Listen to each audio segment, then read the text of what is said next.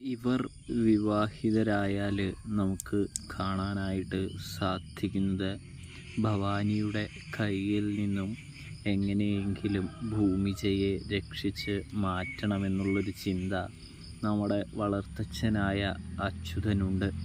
അതുകൊണ്ട് തന്നെ അച്യുതനാണെങ്കിൽ എങ്ങനെയെങ്കിലും നമ്മുടെ ഭൂമിജയെ തിരികെ കൊണ്ടുപോകണമെന്ന് ചിന്തിക്കുന്നുണ്ട്.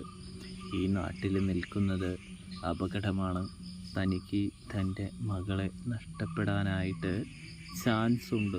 അതുകൊണ്ട് തന്നെ എത്രയും പെട്ടെന്ന് ഇവിടുന്ന് പോകുന്നത് തന്നെയാണ് നല്ലത്, ഉചിതം എന്ന് തിരിച്ചറിയുന്നുണ്ട്.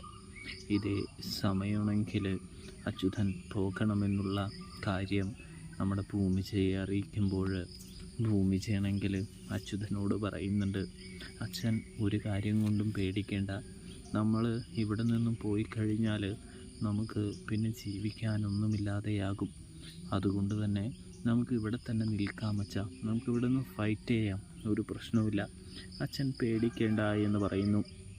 അത് കേട്ടതും പേടിക്കേണ്ടെന്നോ മോളെ, എനിക്ക് പേടിയായിട്ട് വയ്യ, എന്ത് ചെയ്യണമെന്നറിയില്ല എന്ന് പറയുമ്പോൾ അച്ഛൻ ഒന്നുകൊണ്ടും വിഷമിക്കേണ്ട, സങ്കടപ്പെടേണ്ട, എല്ലാം പരിഹരിക്കാം, എല്ലാത്തിനും അച്ഛൻ്റെ കൂടെ ഞാനുണ്ട് എന്ന് പറയുന്നത് കാണാൻ കഴിയും.